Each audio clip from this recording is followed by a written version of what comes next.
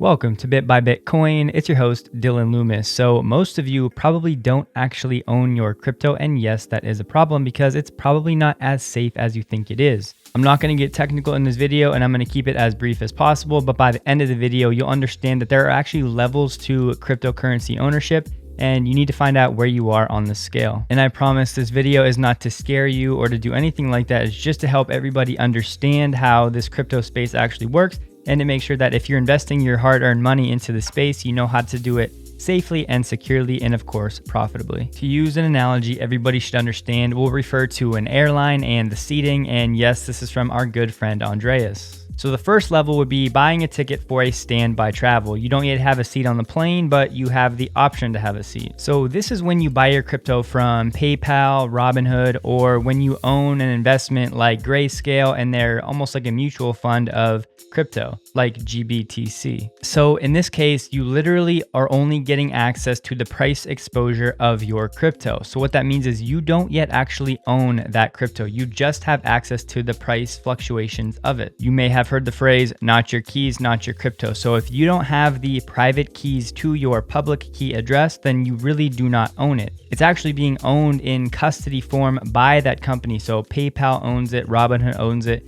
You just have exposure to it. And when you buy your crypto on PayPal or Robinhood, you can't actually withdraw it and move to self-custody on something like a ledger, which is called cold storage because it's offline. So online is when you hear things like hot storage. Cold storage is obviously much harder to get hacked, if not impossible. So that's why owning your crypto with the private keys is done best via cold storage, but more later. The next level of ownership would be like economy. You have a seat on the plane. So this is when you buy your crypto on regular exchanges like Coinbase, Gemini, Kraken, and the others. So these sites do give you the option to withdraw your crypto into cold storage whenever you choose to. But leaving the crypto on the exchange is the same situation. You don't yet own it because the private keys are actually owned by the companies, the exchanges themselves. So right now, if you have hundreds or thousands of dollars sitting on these exchanges, Coinbase, Gemini, Kraken, it's not actually yours, as crazy as that sounds. And what I mean by that is there are a lot of problems that can happen. So if one of these exchanges is hacked or shut down for embezzlement, or they're frozen, or they're shut down due to suspicious activity, or your account is shut down, you're basically out of luck. Or maybe the exchange never really had the crypto in the first place, so you just can't know. So if you have an amount of crypto that is an amount you would be hurt if you would lose it, it is best to move it onto cold storage. And then, of course, that brings us to first class ownership, where you actually own your private keys, you own your crypto, and that means the government can't seize it. If an exchange is shut down, it doesn't matter because your crypto is removed, it's in cold storage, and you're protected from embezzlement, the exchange not having your funds, everything that I just mentioned. And the beauty of this whole thing is that upgrading from one class to another has nothing to do with paying more money. It has everything to do with education and learning how to do this properly. And yes, if you want to get technical, buying a cold storage wallet like a ledger will cost you a couple of dollars, but in the grand scheme of things, it's much less expensive than having thousands of dollars of your crypto lost because the exchange, something went wrong. And I'll probably have an entire video in the future on public and private keys, but just for now, know that a public key is like an email address and the private key is like the password. So with a public address, it's where the crypto funds are actually sent from and to, and then whoever has the private key can actually go and access those funds. And it's important to note that if you have the public key, you cannot access the private key. This should make some sense.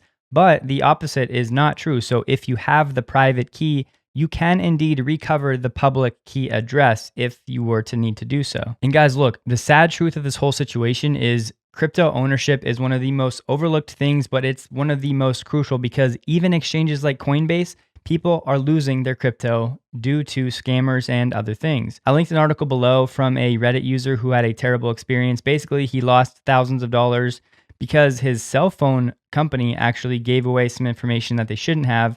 But needless to say, he owned his crypto on Coinbase and now it's gone and it is not going to be recovered. And you may be thinking, oh, well, Coinbase offers insurance. Well, yes, they do offer insurance, which I'll explain in a moment. But if your specific account gets hacked because someone gets your email or someone gets your password, you're out of luck. They do not have insurance on specific customer accounts.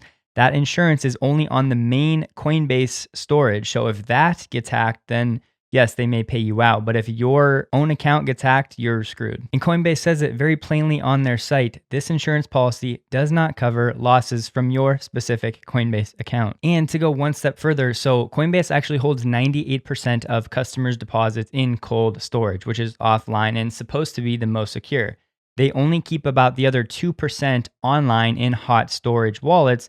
Their insurance only covers that 2% of the hot storage. So it's important to know that only that 2% that is stored in the online hot wallet, if that gets hacked, then you may have an insurance payout. But if it's the cold storage 98% or your own account, you're going to be out of luck. And remember, digital currency is not legal tender. It is not backed by the government. It is not going to be insured by the FDIC or SIPC, which is the Securities Investor Protection Corporation. So whatever the balance of your crypto holdings on these exchanges says, that is not backed by anything really. Yes, a portion of it may be backed by Coinbase's insurance, but I personally would not want to take that risk. So look, the takeaway here is if you have significant funds, and significant is relative, but if to you, losing whatever amount of crypto you own would hurt you, and it's owned on a place like PayPal or Robinhood or even an exchange like Coinbase, Gemini, Kraken, it's time to start learning about moving that to cold storage. Now, as I mentioned, Ledger is probably the most popular way to do this. There's also Trezor. Ledger, I think, was $100 for like a little USB drive the last time I checked. So if you only have $200, $300, $400,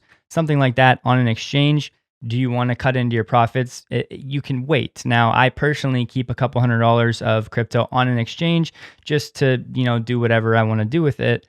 But as I mentioned, if you have like long-term buy and hold type stuff that's not on a cold storage wallet, then you're doing things wrong. And look, I promise I'm not telling any of you what to do. It's your money. You have the right to do whatever you would like with it. I would just hate to see somebody lose tens of thousands of dollars worth of crypto because they didn't take the extra steps to learn how to own it properly and securely. And I have linked another article below, more on security, how you can increase the security of your crypto ownership. It's directly from Coinbase. If you don't want to wait for future episodes where I actually walk through like how to go through these steps.